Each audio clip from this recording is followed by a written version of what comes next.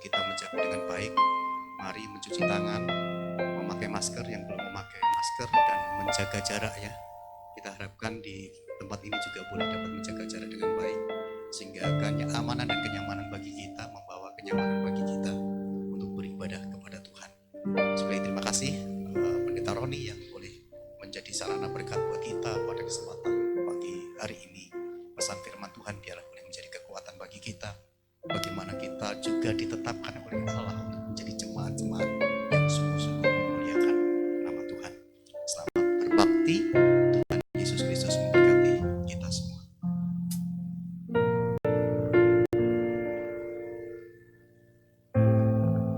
Shalom sekali lagi Bapak Ibu Saudara.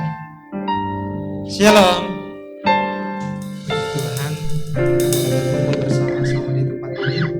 Biarlah baik ada di rumah maupun di tempat ini, kita sama-sama memuji Tuhan, dan biarlah kita boleh merasakan kasih Tuhan dalam kehidupan kita. Betapa dahsyat tentang Tuhan, Dialah pencipta segala yang ada, dari dulu sampai sekarang dan selamanya. Saudara, dalam pujian ini kita akan nyanyikan bersama-sama, jadi iman dan pengharapan kita bagi Tuhan Yesus Kristus.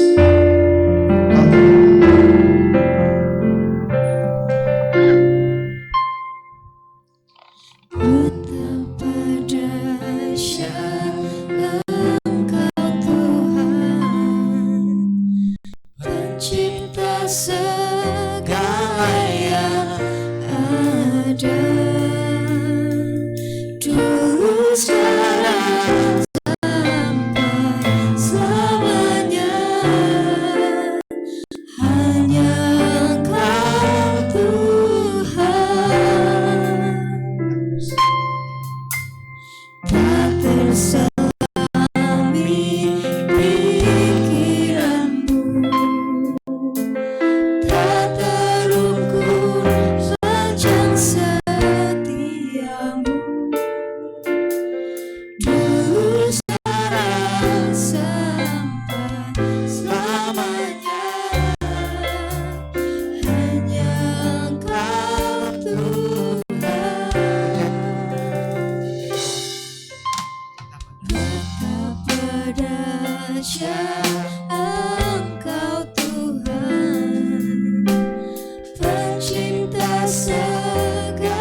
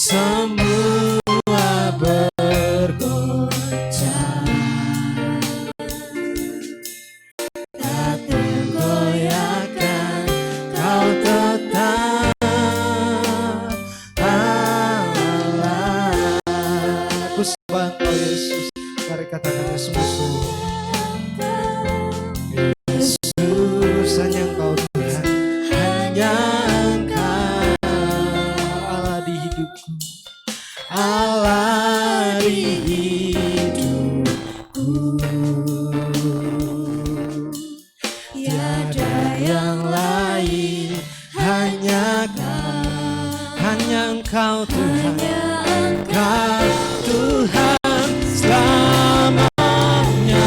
Engkau tetap Allah, walau dunia semua bergoncang, tergoyahkan, Kau tetap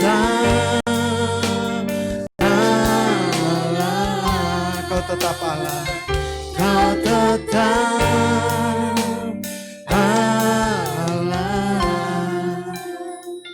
Mari Bapak Saudara, semua untuk kita tundukkan kepala kita.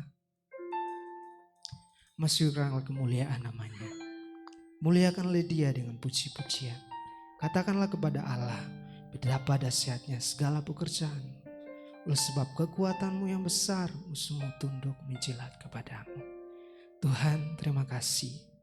Terima kasih untuk kesempatan yang indah yang Kau berikan bagi kami. Biarlah sidang jemaat Tuhan yang hadir di tempat ini, kami boleh memiliki kerinduan yang sama Tuhan, untuk memuji, muliakan akan nama-Mu Tuhan. Biarlah ibadah ini Tuhan, sungguh-sungguh menyenangkan hati-Mu. Dan biarlah setiap pribadi yang hadir maupun yang ada di tempat rumah, sungguh-sungguh Tuhan diperbaharui oleh Engkau Tuhan. Biarkan ibadah ini Tuhan tuntun dari awal sampai pada akhirnya. Biarlah kemuliaan bagi Tuhan di tempat yang maha tinggi. Terima kasih Tuhan, terima kasih Yesus. Terpujilah nama-Mu Tuhan. Ampuni akan setiap kesalahan kami, keterbatasan kami Tuhan. Oleh karena nama-Mu kami telah berdoa serta mengucap syukur. Haleluya. Amin. Masih ada sukacita Bapak Ibu Saudara? Masih ada sukacita? Amin ya. Mari saya mengundang untuk kita bangkit berdiri bersama-sama. Kita mau mengangkat pujian jadi sukacita kita bersama di pagi hari ini. Terpujilah nama-Mu Tuhan. Biarlah pujian ini akan kita nyanyikan bersama-sama. Kita percaya bahwa Tuhan kita penuh dengan kemuliaan.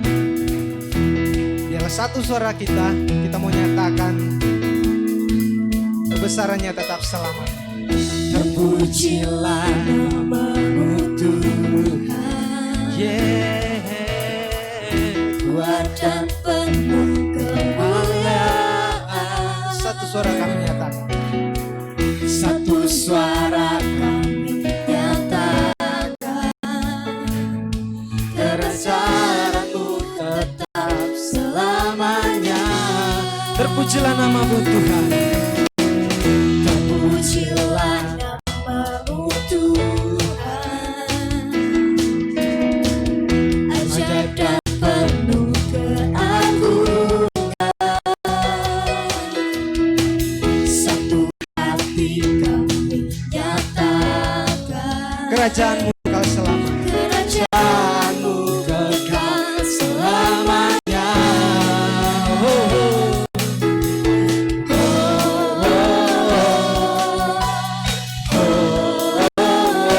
Engkaulah Raja atas dunia, yang menghancurkan kutub dan membebaskan jiwa. Kami bersorak, bertepuk tangan. Engkau Tuhan berjaya. Tuhan berjaya dan memerintah untuk selamanya. Terpujilah nama-Mu Tuhan. Amin Bapak Ibu Saudara. Terpujilah nama-Mu Tuhan, kuat yang penuh kemuliaan. Satu suara kami nyatakan. Satu suara kami nyatakan, kebesaran-Mu tetap selamanya. Terpujilah nama-Mu Tuhan. Terpujilah nama-Mu Tuhan, ajaib dan penuh keagungan. Satu hati kami nyatakan. Satu hati kami nyatakan,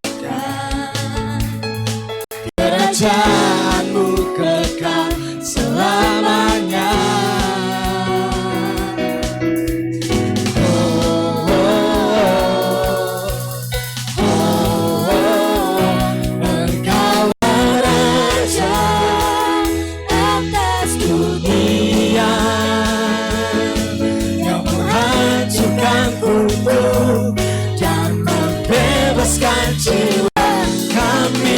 bersorak, bertepuk tangan. Karena Tuhan percaya dan memerintah untuk selamanya atas dunia yang menghancurkan kutuk dan membebaskan jiwa. Kami bersorak, bertepuk tangan. Engkau Tuhan percaya, Tuhan percaya dan meminta untuk selamanya atas dunia yang menghancurkan kutuk, yang menghancurkan kutuk dan membebaskan jiwa. Engkaulah Raja atas dunia yang menghancurkan kutuk dan membebaskan jiwa. Kami bersorak, bertepuk tangan. Engkau Tuhan percaya dan memerintah untuk selamanya, dan memerintah untuk selamanya, dan memerintah untuk selamanya, dan memerintah untuk selamanya. Silakan Bapak Ibu Saudara duduk kembali.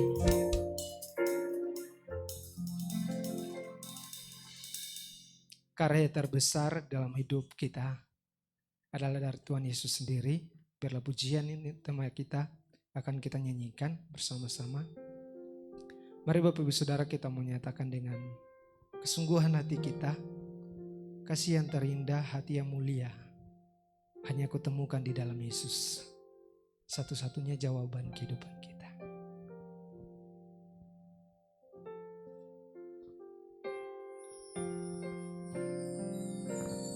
Kasih yang terindah, kasih yang terindah,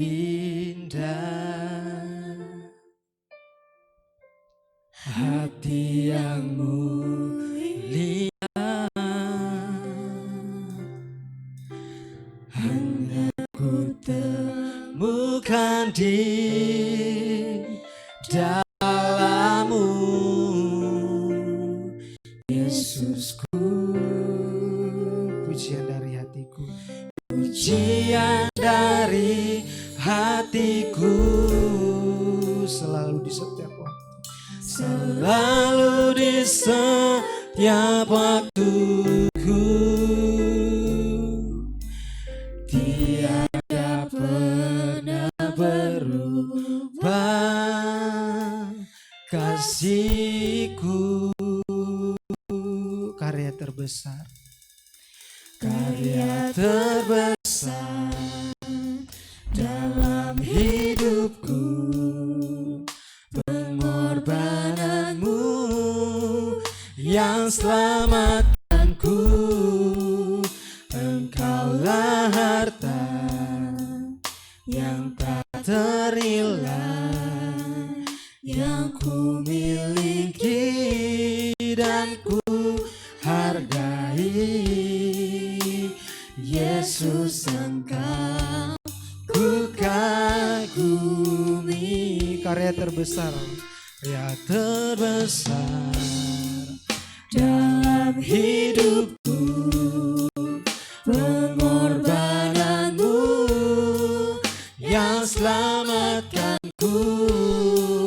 Engkaulah harta yang tak ternilai yang ku miliki dan ku hargai. Yesus, Engkau ku kagumi. Yesus, Engkau ku kagumi. Pembacaan Alkitab kita terdapat dari Yohanes 11 ayat 40. Demikian firman Tuhan. Jawab Yesus, Bukankah sudah kukatakan kepadamu, jikalau engkau percaya, engkau akan melihat kemuliaan Allah? Mari Bapak Ibu Saudara, tiba saatnya untuk kita mempersiapkan hati kita, pikiran kita, untuk menyambut kebenaran firman Tuhan yang akan disampaikan oleh hambanya. Biarlah pujian ini akan mempersiapkan kita. Selidiki aku.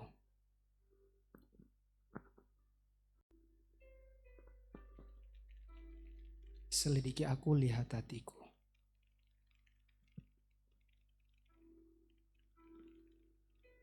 Selidiki aku, lihat hatiku. Apakah ku sungguh mengasihimu, Yesus, Kau yang Maha Tahu, dan menilai hidupku. Tak ada yang tersembunyi bagimu. Selidiki aku, lihat hatiku. Selidiki aku, lihat hatiku.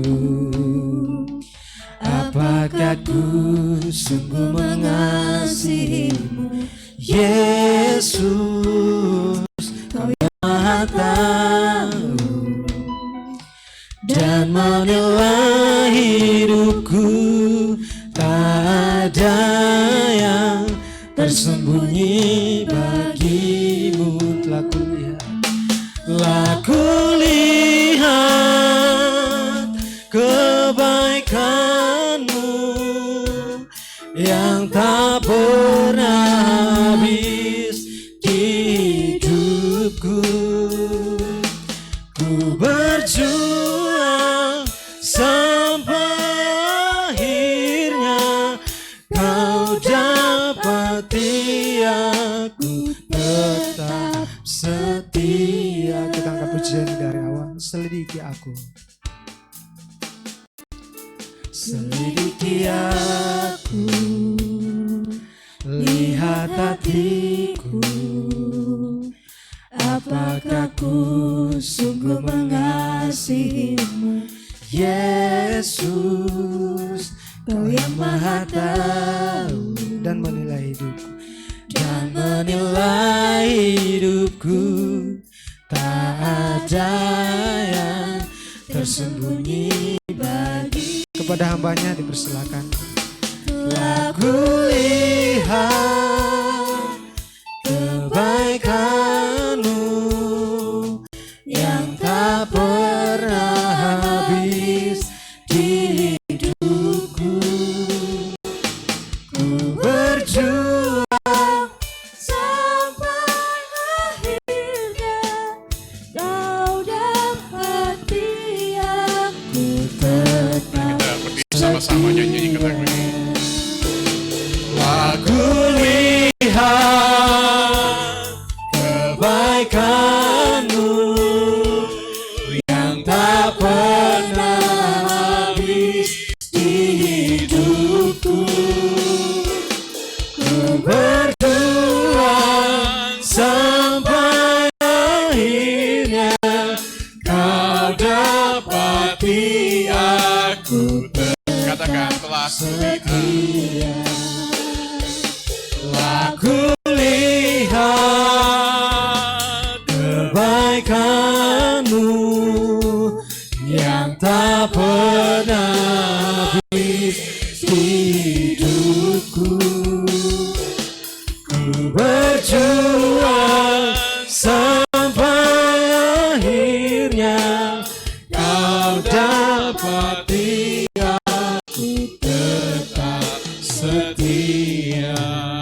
Kau dapati aku tetap setia. Kau dapati aku tetap setia. Bapa, di dalam nama Yesus, tolong kami untuk tidak sekedar mengatakan lirik dari lagu tersebut, tetapi sungguh-sungguh berkata, Tuhan, pada waktunya nanti ketika kami menghadap hadirat-Mu, kau akan dapati kami tetap setia. Setia mengikuti engkau walaupun ada pandemik seperti ini. Setia tetap mengikuti engkau walaupun ada krisis ekonomi seperti ini. Setia mengikuti engkau walaupun ada masalah yang lain. Setia mengikuti engkau walaupun ada berkat yang melimpah yang Tuhan berikan. Terima kasih untuk saat pemberitaan firman Tuhan pada pagi hari ini. Hamba berdoa supaya ketika hamba berbicara yang didengar mereka adalah Roh Kudus yang berbicara kepada mereka. Ketika hamba berdiri di depan ini yang dilihat mereka adalah kayu salib. Dan ketika mereka berdoa, biarlah yang didengar adalah perkataan dari Yesus Kristus saja. Hamba berdoa Tuhan, hamba tidak mengenal satu persatu yang ada di dalam ruangan ini. Tapi hamba percaya mungkin ada satu atau dua orang yang belum mengenal Yesus sebagai Tuhan dan Juru Selamat. Dan hamba datang dan berdoa Tuhan Yesus ketika firman Tuhan ini diberitakan.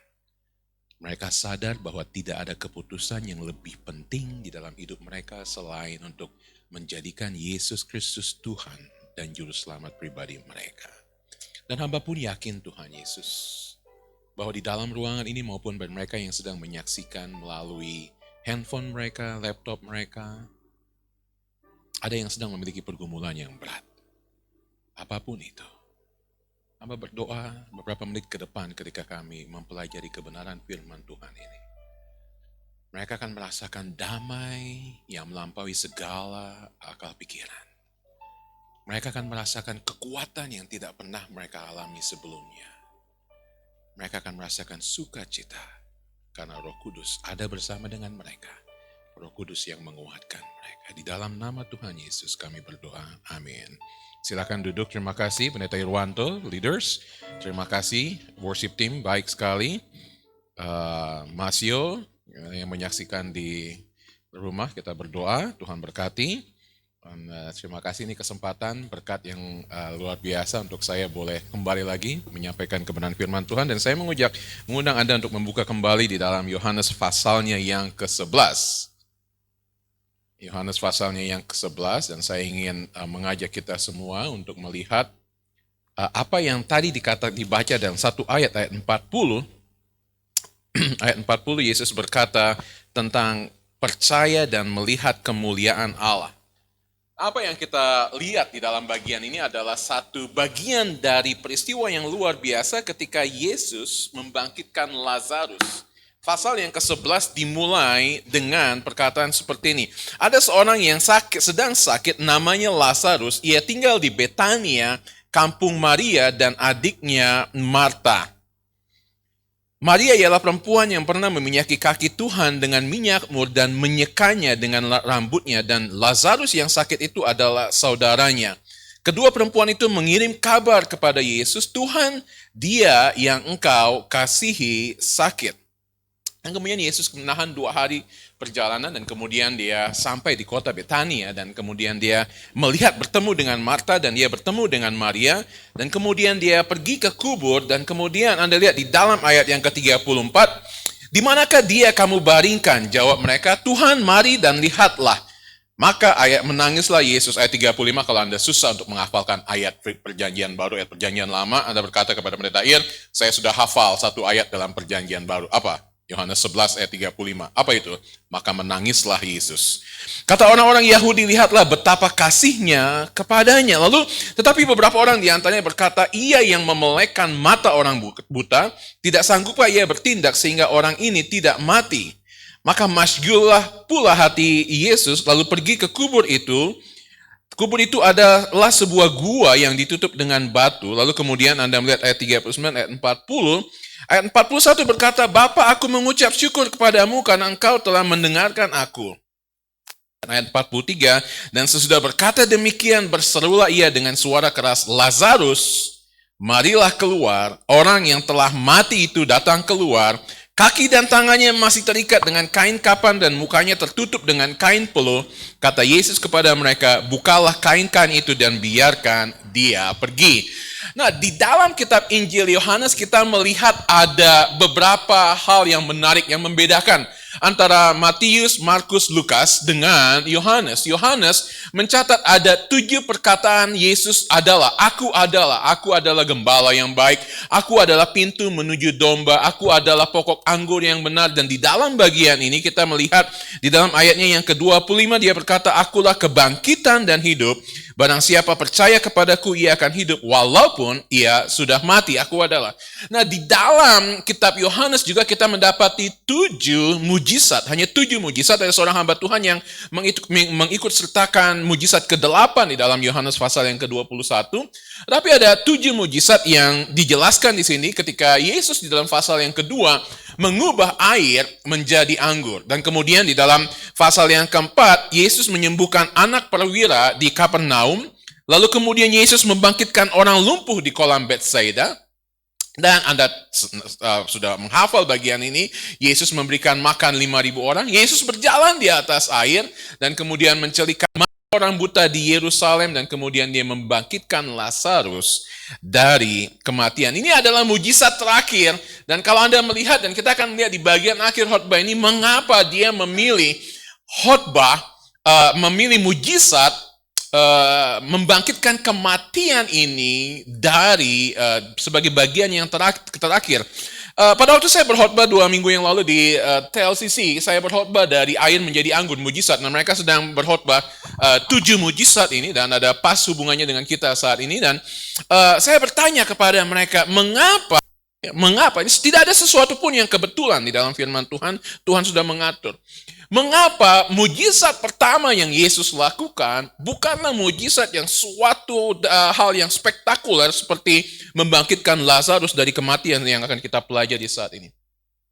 Mengapa justru mujizat yang pertama yang dia lakukan adalah datang ke sebuah pernikahan ketika mereka kehabisan anggur dan kemudian mereka desperate, mereka putus asa, dan kemudian Yesus mengubah air menjadi anggur. Satu hal yang saya lihat adalah karena pertama kali dalam pelayanan Yesus ingin menunjukkan sesuatu mujizat di dalam keluarga. Keluarga menjadi begitu penting bagi Yesus. Dan kemudian mengapa di akhir mujizatnya, pasal yang ke-11 ini kita lihat mengapa dia membangkitkan Lazarus dari kematian. Saya yakin karena dia sedang ingin menunjukkan kepada para murid dan kepada orang banyak bahwa kalau dia dapat membangkitkan Lazarus dari kematian, dia pun dapat membangkitkan dirinya sendiri dari kematian setelah dikubur pada hari yang ketiga. Nah, pertanyaan ketika kita melihat ayat yang ke-40 ini, kita lihat mengapa Yesus berkata, jikalau engkau percaya, engkau akan melihat kemuliaan Allah. Yang saya ingin sampaikan kepada Anda di dalam bagian ini, bagaimana kita sebagai jemaat Safari Park Baptist Fellowship, bagaimana kita sebagai gereja, kita dapat memuliakan Bapa di surga. Bagaimana di dalam kehidupan kita pribadi hari lepas hari, bagaimana di dalam kehidupan kita bekerja bersama dengan karyawan di sini atau di tempat Anda bekerja, bagaimana di dalam kehidupan saya berusaha, bagaimana di dalam kehidupan saya sebagai ibu rumah tangga, sebagai anak, sebagai anak-anak kuliah, kita dapat memuliakan Bapa di surga. Saya percaya ada 3 hal yang akan kita pelajari di dalam bagian ini. Yang pertama, kita dapat memuliakan Bapa di surga ketika kita memahami kedalaman kasih Bapa. Oke? Kita akan melihat apa yang dimaksud. Anda mendengar khotbah, Anda mendengar pengajaran, Anda membaca banyak, dan Anda berkata, oke, saya sudah mendengar banyak tentang kasih Bapa. Tapi yang kedua, saya akan mengajar juga bagaimana kita harus meyakini kedahsyatan kuasa Allah di dalam kehidupan kita. Dan yang ketiga, jemaat yang memiliki ketaatan pada kehendak Bapa. Mari kita lihat di dalam bagian ini apa yang dimaksud ketika saya berbicara mengenai jemaat yang memuliakan Bapa adalah jemaat yang memahami kedahsyatan kasih Bapa.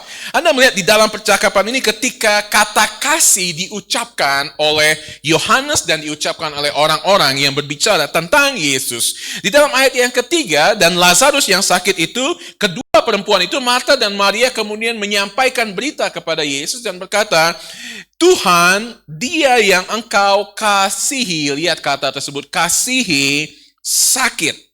Lalu kemudian ayat 5, ada kata mengenai kasih tersebut, tetapi saya ingin mengatakan Anda, Yesus memang mengasihi Marta dan kakaknya dan Lazarus. Nah, kemudian Yesus sampai kepada kubur tersebut, dan ketika dia menangis, ayat 36, 35 tadi ayat yang sudah Anda hafalkan, maka menangislah Yesus.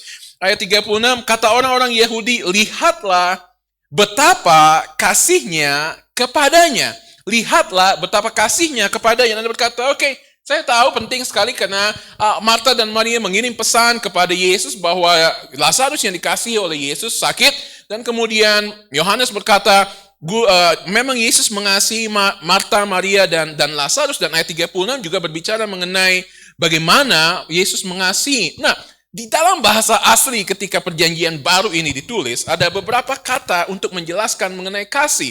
Dan ini perlu kita pahami untuk melihat konteks mengapa Yohanes menjelaskan kata kasih tersebut. Di dalam bahasa Indonesia ketika kita mengatakan saya mengatakan kepada Ricky, saya mengatakan saya mengasihi Ricky. Saya mengasihi dengan kata kasih.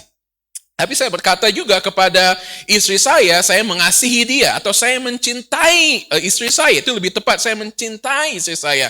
Saya menyukai orang lain, saya mengasihi dia, saya mencintai siapa. Jadi ada beberapa kata mengenai kasih. Di dalam bahasa Inggris hanya ada kata love. I love this food. Saya menyukai makanan ini, sama aja. I love my wife, saya mencintai. I love my church, saya mengasihi. Jadi agak terlalu general di dalam bahasa Inggris. Di dalam bahasa Indonesia masih sedikit baik. Ada kata cinta, ada kata kasih, ada kata sayang, dan lain sebagainya. Nah, di dalam bahasa asli perjanjian baru ada beberapa kata mengenai kasih yang menjelaskan perbedaan, kalau bisa saya katakan, perbedaan derajat level dari kasih itu sendiri. Yang pertama adalah kata eros. Kata eros adalah kata cinta, kata kasih yang menunjukkan kasih antara suami dengan istri, kasih mengenai kasih seksual, kasih yang hanya ditujukan antara suami dan istri, kata eros. Dan kemudian ada kata kasih philia. Kata philia adalah kata kasih yang persaudaraan. Saya mengasihi Anda. Itu adalah kasih persaudaraan. Kasih antara sesama manusia. Tetapi ada kata kasih yang sering Anda pelajari. Kata-kata kasih agape adalah kasih yang sering kali kita pahami adalah itu kasih Allah. Sebenarnya kasih agape bukan kasih Allah. Kasih agape adalah kasih yang rela berkorban. Kata kasih agape adalah kasih yang tidak mementingkan diri sendiri. Kata kasih agape adalah kasih yang tidak cemburu. Anda dapat memahami bagaimana Rasul Paulus menjelaskan kata agape tersebut di dalam 1 Korintus pasal yang ke-13. Perlu satu pasal 13 ayat bagi Rasul Paulus untuk memberikan definisi mengenai agape, kasih agape. Dia bukan tidak berbicara mengenai kasih philia, tapi dia berbicara mengenai kasih agape. Dia berbicara agape, dan berbicara mengenai kasih yang menyebabkan Yesus berjalan menuju Bukit Golgota, dan kasih ini juga yang memberikan dirinya untuk mati di atas kayu salib. Ini adalah kata kasih agape, bukan kasih philia, bukan kasih eros, tapi kasih agape. Nah, apa hubungannya dengan ayat-ayat yang kita pelajari tadi? Pada waktu Marta dan Maria menyampaikan berita kepada Yesus, dia berkata di dalam ayat yang 3, Tuhan, dia yang engkau kasihi, Tuhan, dia yang engkau kasihi dengan kasih philia, dengan kasih persaudaraan, sakit. Tuhan, Lazarus yang engkau kasihi dengan kasih persaudaraan, sakit. Mereka berbicara mengenai bagaimana Yesus mengasihi Lazarus dengan kasih sesama manusia seperti ini. Di dalam ayat yang ke-36, ketika orang-orang Yahudi melihat Yesus menangis, ayat 36 dikatakan, kata orang-orang Yahudi, lihat apa kasihnya kepadanya. Masih kata kasih philia. Tuhan, mereka berkata, lihatlah betapa Yesus mengasihi Lazarus, mengasihi dengan kasih philia, dengan kasih persaudaraan. Sama. Tapi Anda lihat di dalam ayat yang kelima, ketika Yohanes menceritakan peristiwa ini, dia berkata seperti ini. Memang Yesus, ayat 5, Yesus memang mengasihi Marta dan kakaknya dan Lazarus. Dan kata kasih yang dipakai oleh Yohanes ketika menjelaskan kasih Yesus kepada ketiga kakak beradik itu adalah kasih agape. Bukan kasih philia. Ketika orang berkata, Tuhan, dia yang engkau kasih dengan kasih persaudaraan itu sakit. Oh, lihatlah betapa besar kasihnya kepada Lazarus dengan kasih persaudaraan.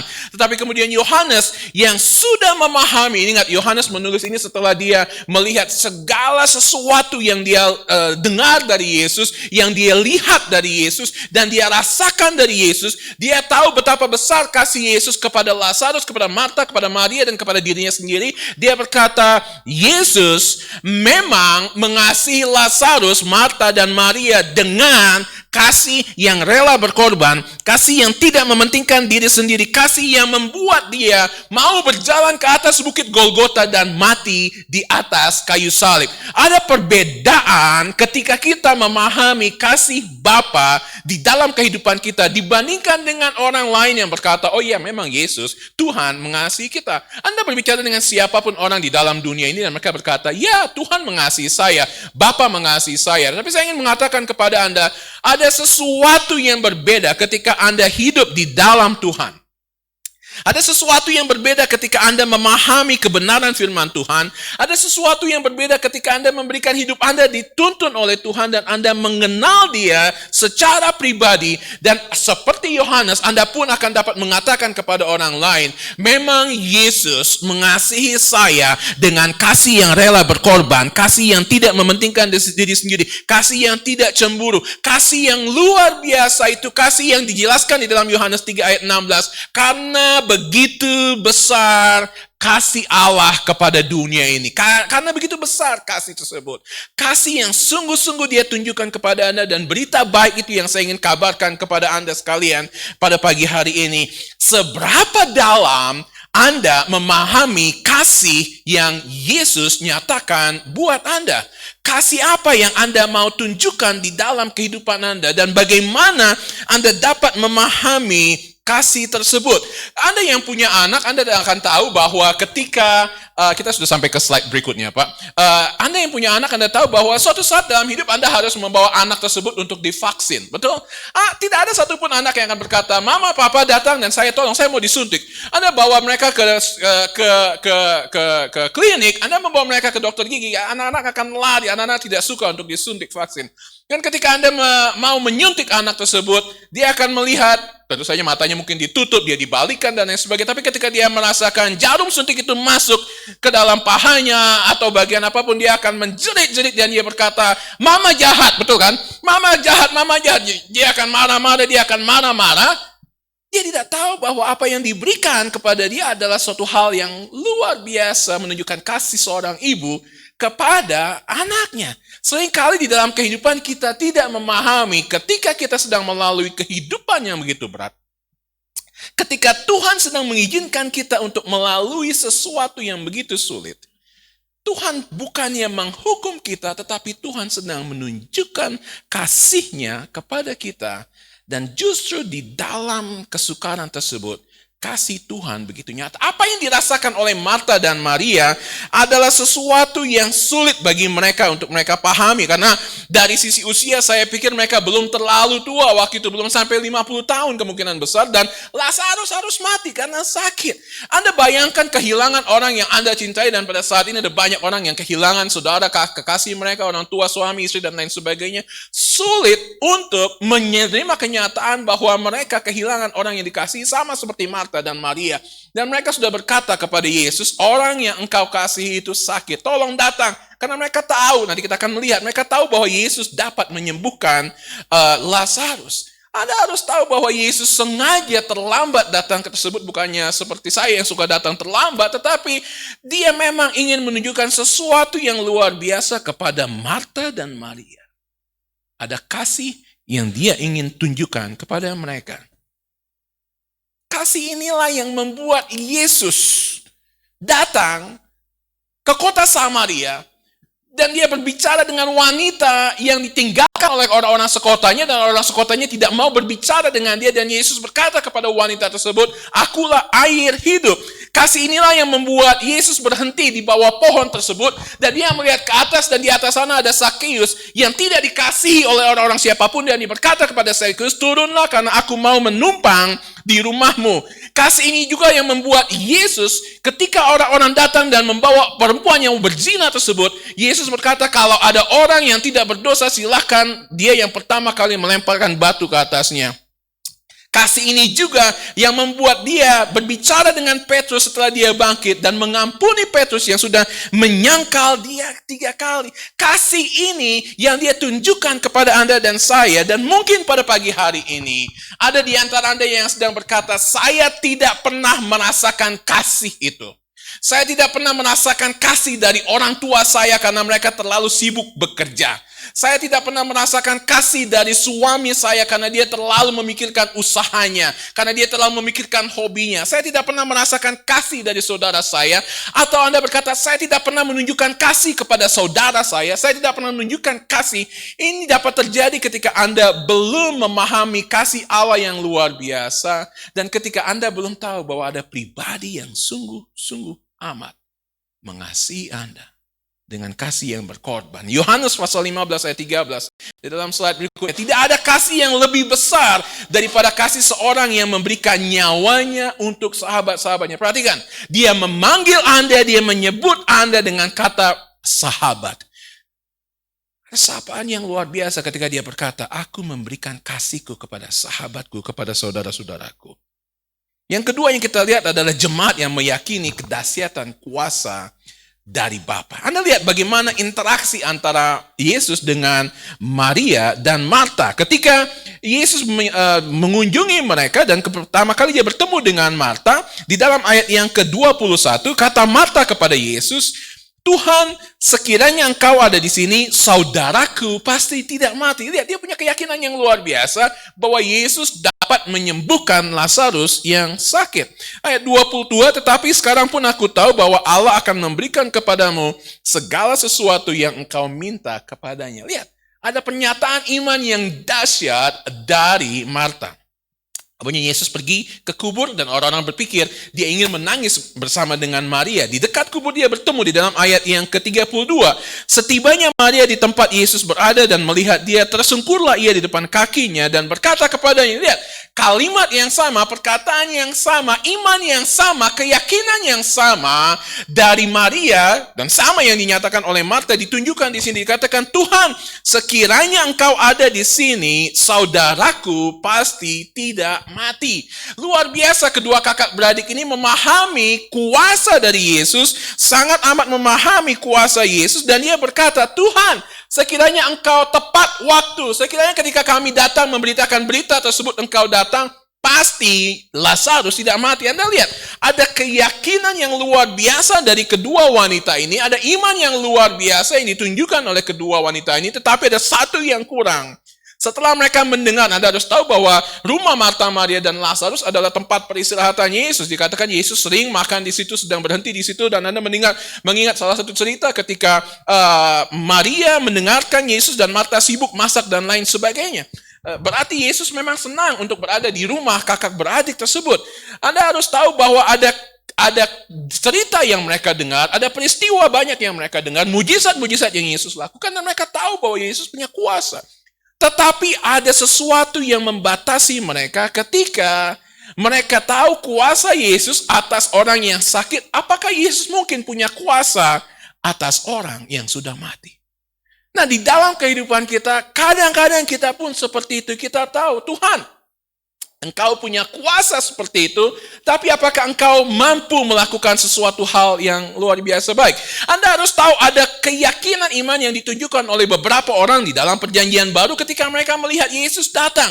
Orang kusta yang sakit kusta tersebut melihat Yesus dan dia berkata, Tuhan, sekiranya engkau mau, engkau dapat mentahirkan aku. Dan Yesus berkata, aku mau. Nah, tadi kita melihat ada salah satu mujizat yang kedua yang Yesus lakukan di dalam kitab Yohanes ketika dia bertemu dengan seorang perwira di Kapernaum yang anaknya sakit, dan perwiranya berkata, Guru, engkau tidak perlu datang, cukup bersabda saja maka anakku pun sembuh. Perwira ini tahu bahwa Yesus memiliki kuasa, dan kita melihat sepanjang perjanjian baru kita melihat ada orang-orang yang meyakini kuasa Yesus, termasuk Marta dan Maria, tetapi mereka memiliki keyakinan yang terbatas akan kuasa Yesus. Nah, saya ingin berbicara kepada Anda pada pagi hari ini. Apakah Anda meyakini kuasa Yesus terjadi dalam kehidupan orang lain, tetapi Anda tidak meyakini bahwa kuasa yang terjadi di dalam kehidupan orang lain itu juga dapat terjadi di dalam kehidupan Anda?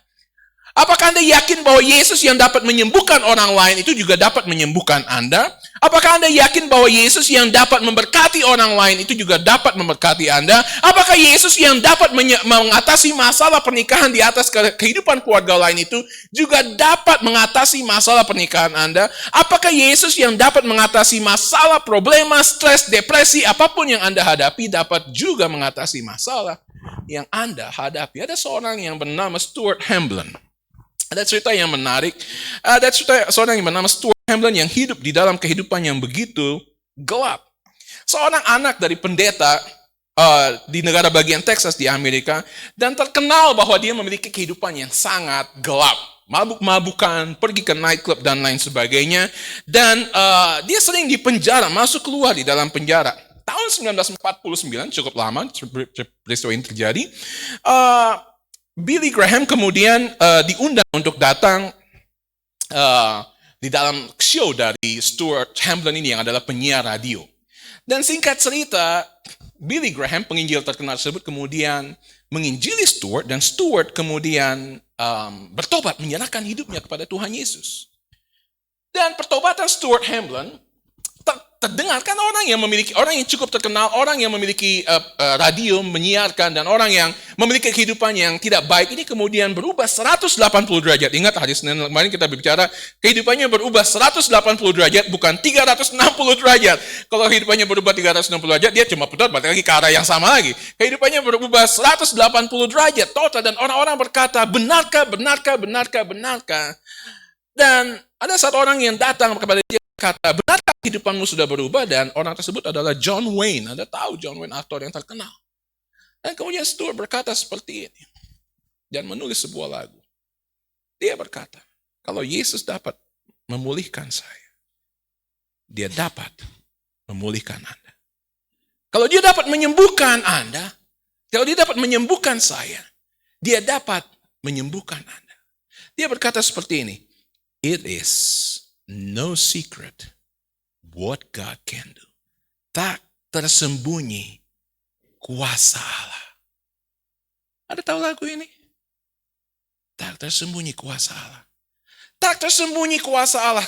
Coba tolong tunjukkan liriknya. Tak tersembunyi kuasa Allah.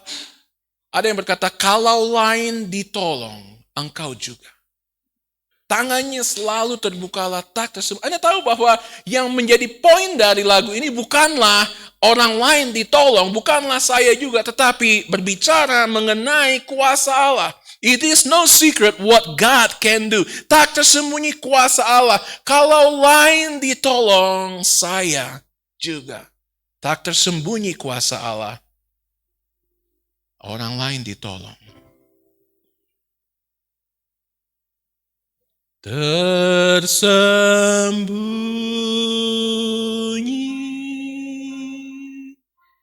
kuasa Allah,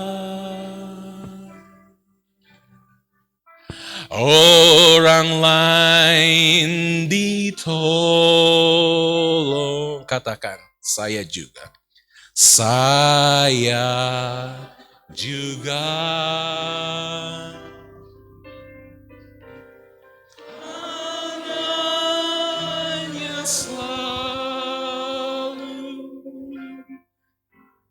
Terbukalah,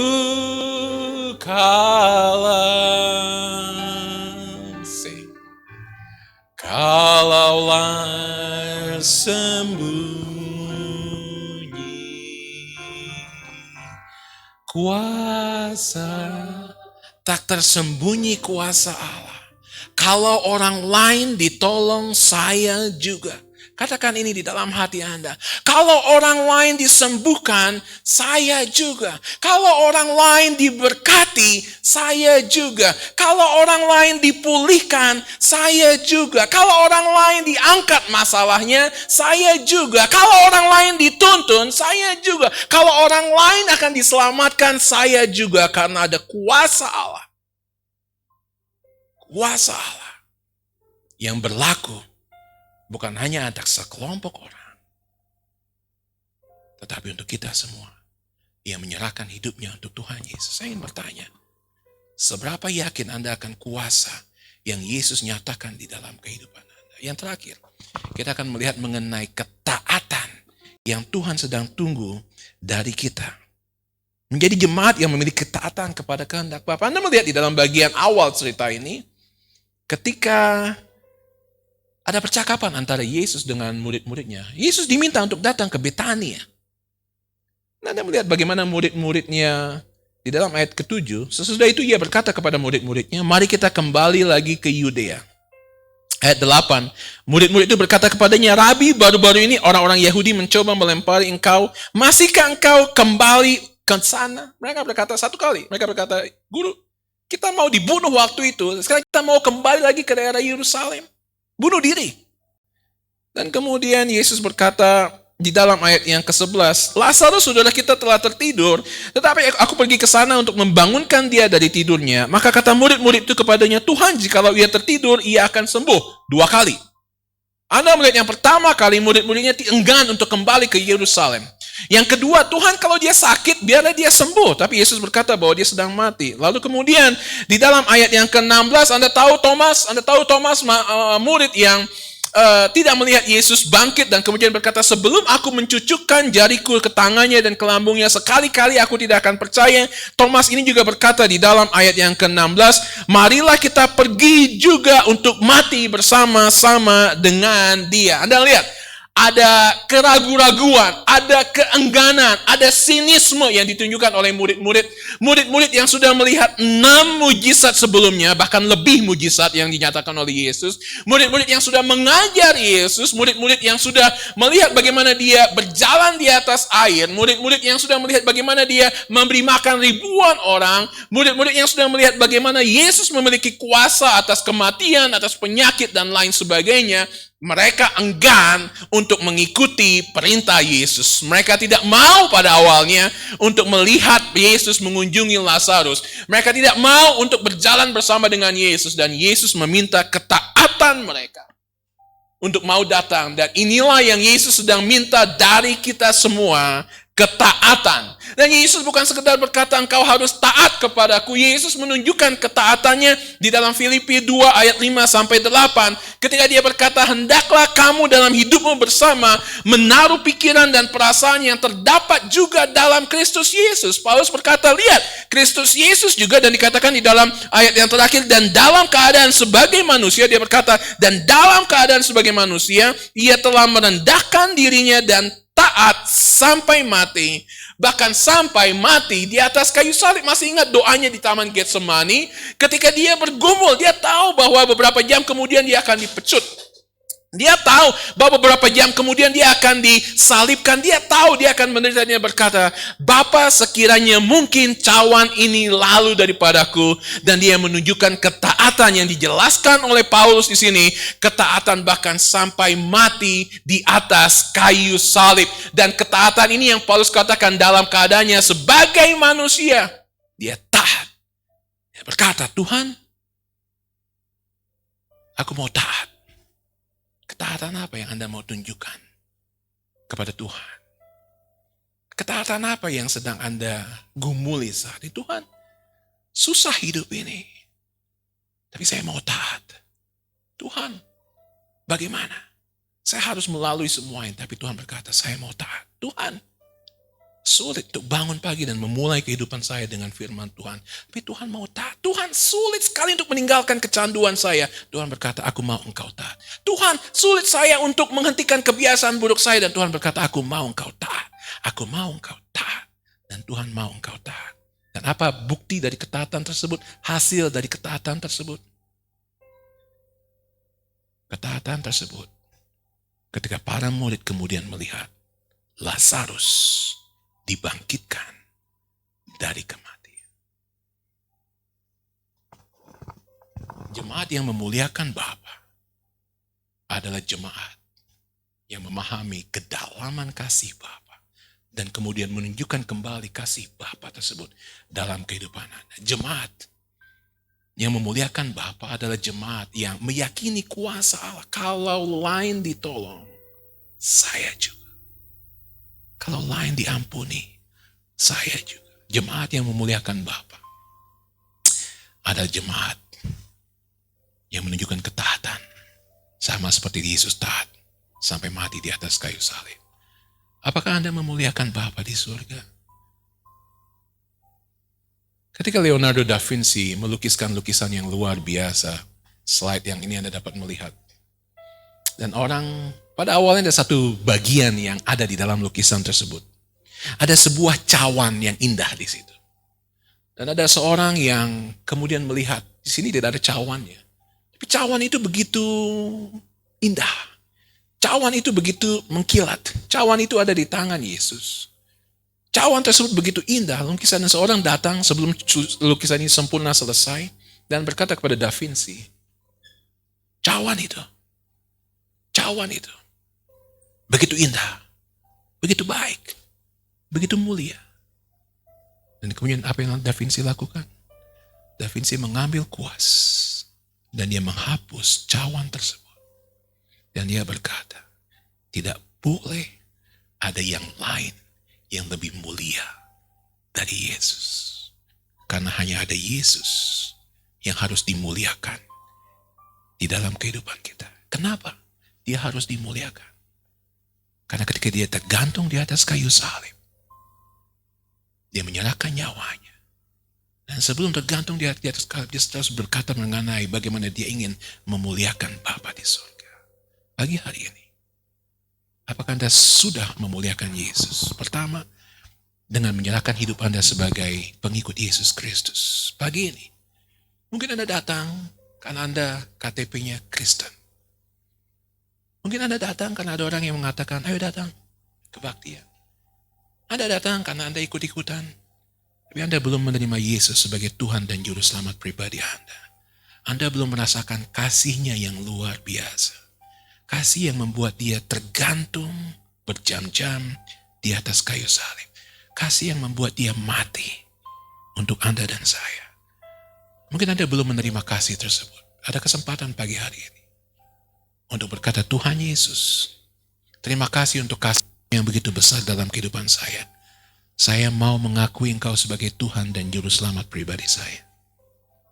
Pagi ini, Anda sudah percaya kepada Tuhan. Tapi Anda masih meragukan kuasanya. Ya, saya dengar tentang kuasa tersebut. Saya baca tentang firman Tuhan ini. Tapi itu kan dulu. 2000 tahun yang lalu. Dia membangkitkan Lazarus.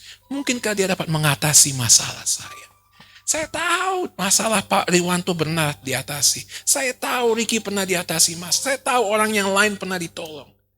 Tapi saya ragu apakah dia dapat ditolong. Pagi hari ini, Tuhan mau Anda yakin akan kuasa Yesus. Dan yang ketiga, apakah Anda memiliki ketaatan? Ketaatan apa yang sedang Anda tunjukkan?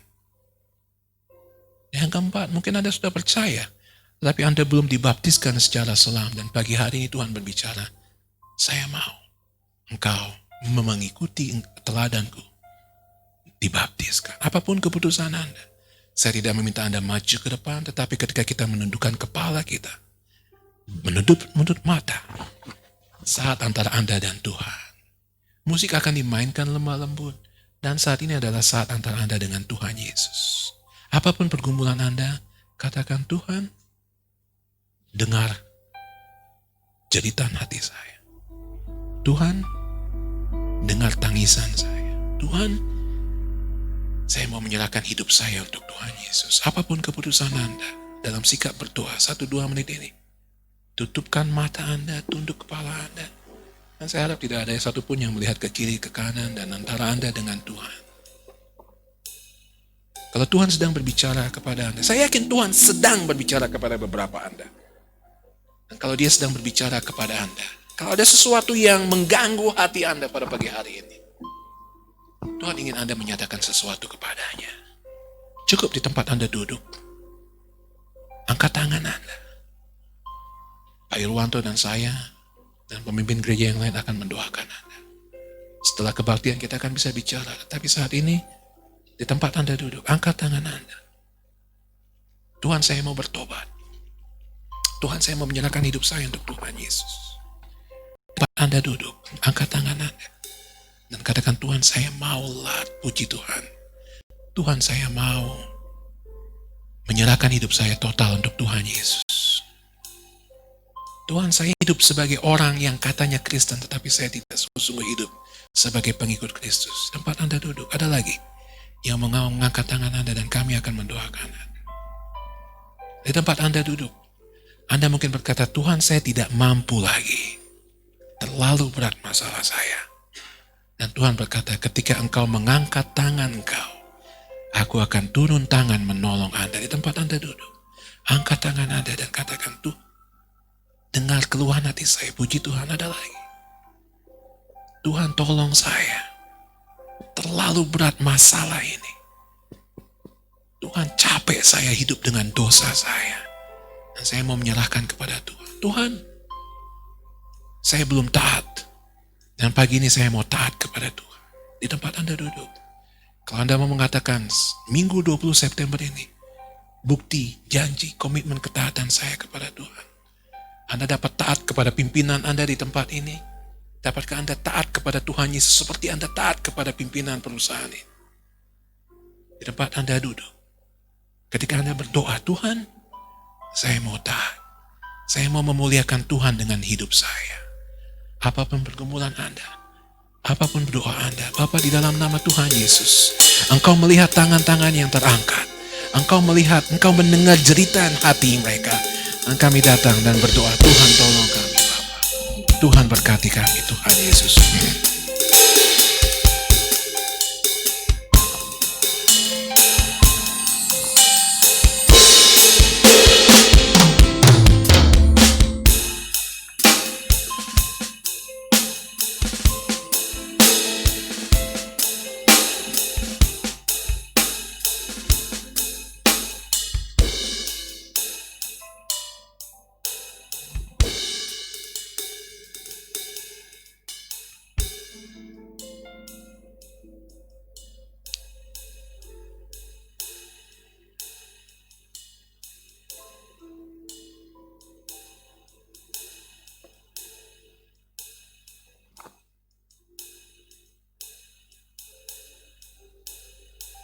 Bapa, Engkau tahu pergumulan setiap orang-orang yang mengangkat tangannya.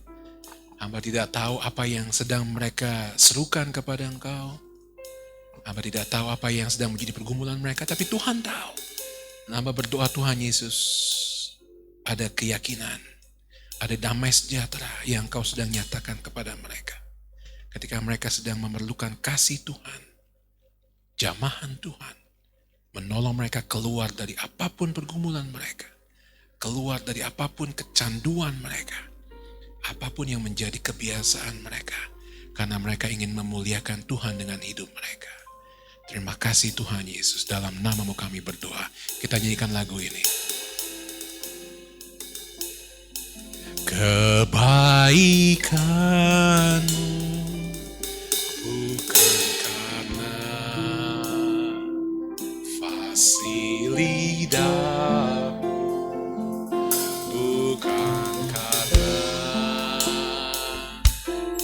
kekayaan-Mu, Kau dipilih, Kau dipanggilnya, bukan karena kecakapan-Mu, bukan karena baik rupa,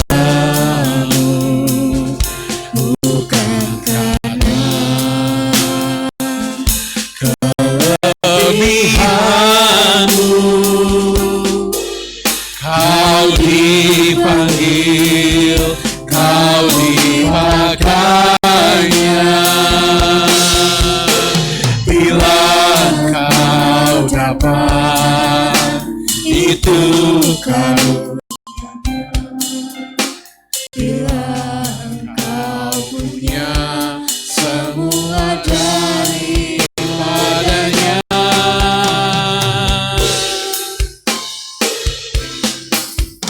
Semua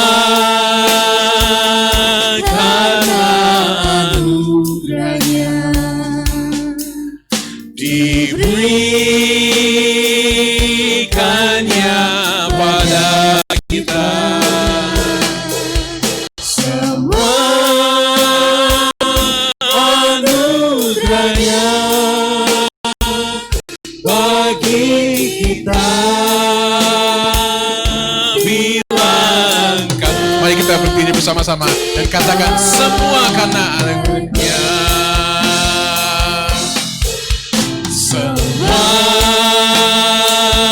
karena anugerahnya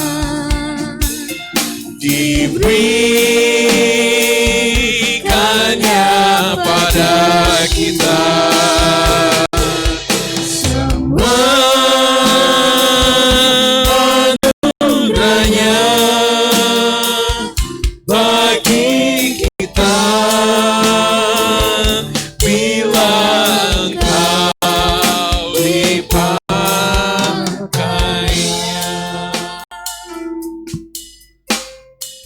Bapa, Engkau baik.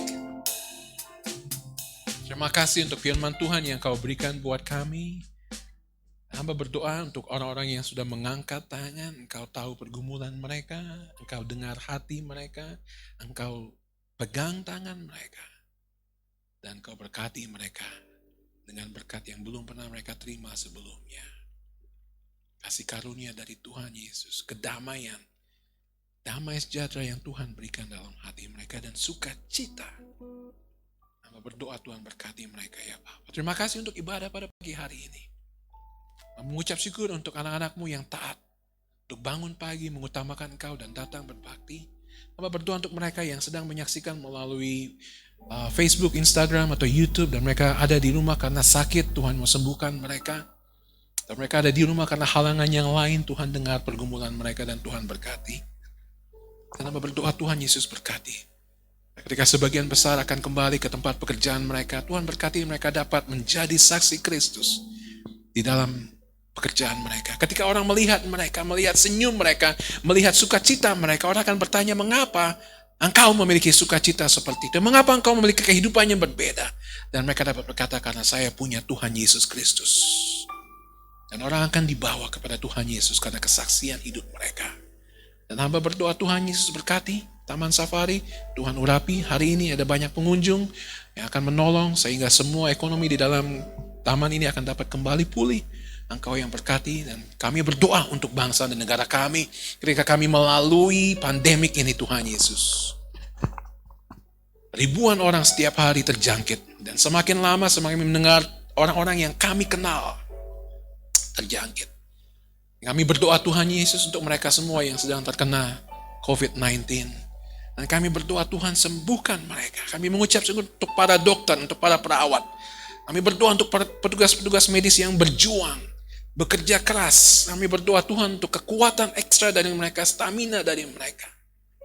Dan kami berdoa untuk ratusan dokter, keluarga dari dokter yang sudah kehilangan orang-orang yang mereka kasihi. Tuhan hiburkan mereka, Tuhan berkati mereka. Juga dengan ribuan, bahkan puluhan ribu orang lain yang kehilangan anak mereka, kakak mereka, istri mereka, suami mereka, orang tua mereka. Kami berdoa untuk Presiden Jokowi, untuk Menteri Kesehatan, untuk Satgas COVID-19, untuk semua Bapak. Tuhan Yesus tolong supaya mereka semua ada hikmat yang dari Tuhan. Para gubernur, para bupati, para wali kota, kami berdoa Tuhan Yesus mereka dengan serius, mereka akan dengan penuh hikmat. Dan kami berdoa untuk masyarakat untuk dapat sungguh-sungguh menjaga kedisiplinan dan taat pada peraturan sehingga jumlah penderita ini akan dapat hilang. Tuhan kami berdoa Tuhan Yesus, kalau boleh kami dapat merayakan Natal seperti biasa kami merayakan Natal Tuhan Yesus. Kalau boleh segera pandemi ini berlalu Tuhan. Kami berdoa untuk ekonomi bangsa ini Tuhan Yesus. Kami berdoa Tuhan jangan sampai kami masuk ke jurang resesi Tuhan.